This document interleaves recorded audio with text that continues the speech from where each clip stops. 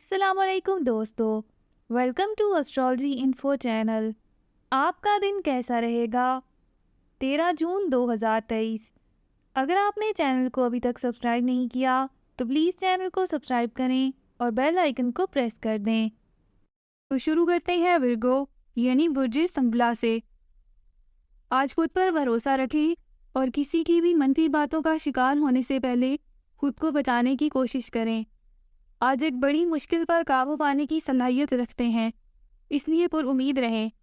ऐसा लग रहा है कि आप दिन के शुरू में ही किसी किस्म की उलझन का शिकार हैं। अगर ऐसा है तो वज़ाइफ का विर्द करें, इंशाल्लाह तमाम उलझनें और रुकावटें दूर होती हुई नज़र आएंगी। आपको आज अपने मंसूबों पर काम करने की खातिर उनके मुताल्लिक़ इज़ाफ़ी मालूमात हासिल करने की ज़रूरत है। मौजूदा सूरत हाल का जायज़ा लेते हुए अपने वजदान की पैरवी करते हुए आगे बढ़ें। अपनी ज़ुबान की शाइस्तगी को बरकरार रखते हुए अपने करीबी दोस्तों से शानदार बातचीत को जारी रखें।